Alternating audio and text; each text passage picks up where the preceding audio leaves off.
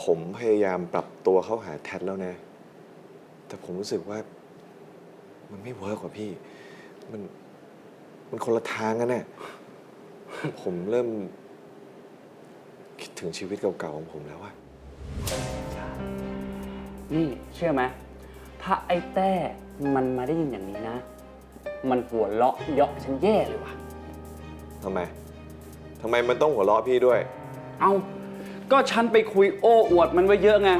ว่าแกเนี่ยจะสามารถเปลี่ยนตัวเองได้เพราะคุณแพท แต่ก็ช่างมันเถอะ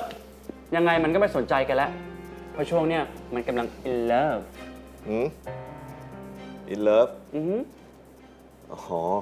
ผมรู้อยู่แล้วพี่ มัน in love กับเด็กมันใช่ไหม คนที่ล่าสุดที่มันเพิ่งยกรถให้ไปอ่ะใช่ไหม มั่วแล้วมึงมั่วแล้วผิดเว้ย มีคนใหม่อีกเหรอ ใช่ ชื่อนก อยู่ร้านคุณแพน นก อือหือ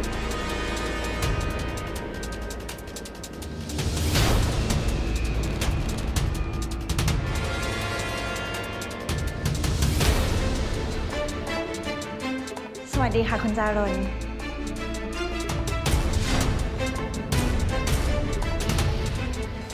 ค่ะคุณจ้า ไม่เป็นไรเลยค่ะ เดี๋ยวแทดทานข้าวกับคุณกงแล้วก็อาม่าใหญ่ได้ค่ะ ได้เลยค่ะ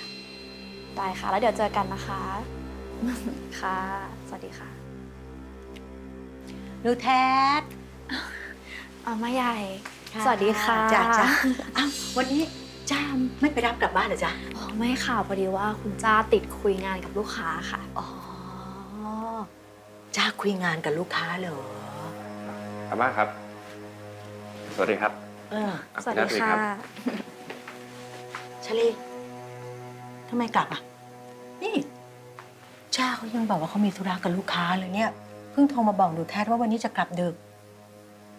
เหรอครับ อืม แต่ลูกค้าคนไหนอะครับ เห็นตอนผมออกจากบริษัทไปกับอัมพลนะฮะ เห็นว่าจะไปสังสรรค์ที่ไหนสักที่หนึ่งอะครับ